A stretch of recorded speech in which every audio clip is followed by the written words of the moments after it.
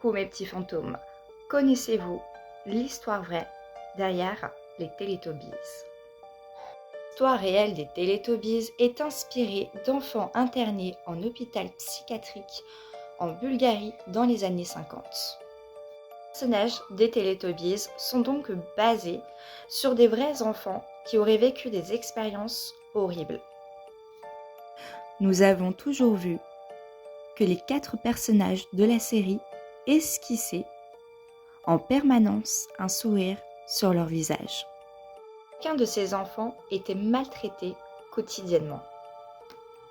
On les enfermait dans des pièces sombres et froides et oubliait même de leur donner à manger. Les Télétobies sont décédés tous le même jour. Leur visage avait des déformations dues au coût et au manque de nourriture.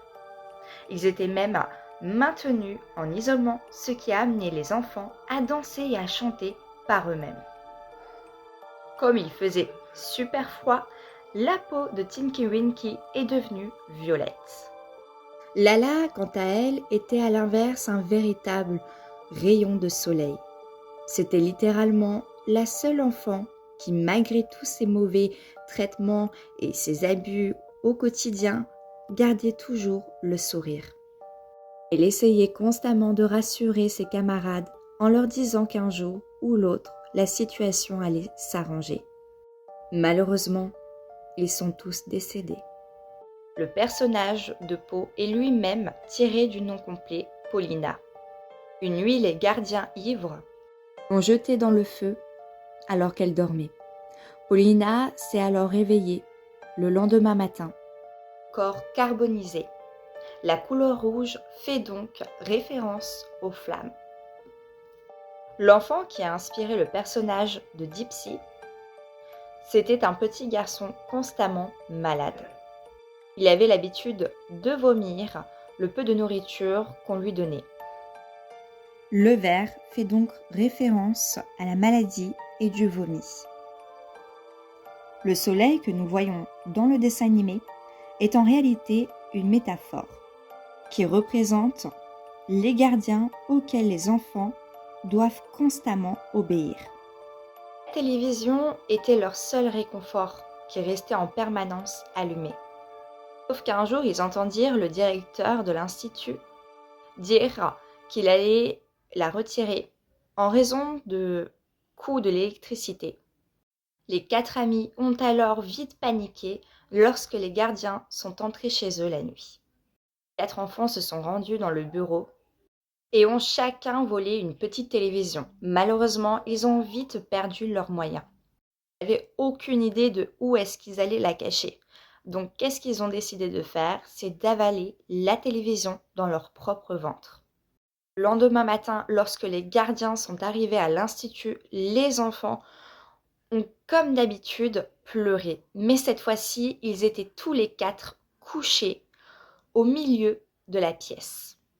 Leur ventre était complètement ouvert et plein de sang coulé dans toute la pièce. Toutefois, leurs yeux étaient grands ouverts et ils avaient le sourire jusqu'aux oreilles. Cela expliquerait alors pourquoi les Télétobies étaient interdits dans certains pays. Toutefois, il existe quand même plusieurs histoires vis-à-vis des Télétobies. On raconte que si Lala est devenue jaune, c'est parce qu'elle n'était pas assez exposée au soleil et qu'elle était tout le temps enfermée dans sa chambre. Quant à Tinky Winky, âgée de 7 ans, avait l'habitude de frapper sa tête contre le mur. Alors ils ont décidé de l'attacher avec une corde pour qu'il ne puisse plus bouger. À cause de la corde et des restrictions sur ses membres sont devenus bleus.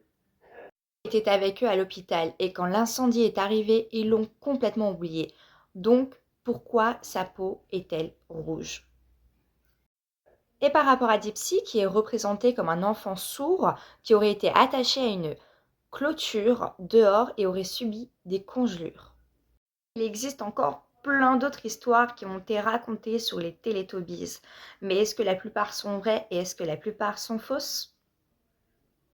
N'hésite pas toi aussi, mon petit fantôme, à écrire en commentaire ce que toi tu en penses de cette histoire. Espérant que cette histoire t'a plu, n'hésite pas à t'abonner, à liker et à partager aussi également. Et je vous souhaite aussi, mes petits fantômes, une bonne année à tous.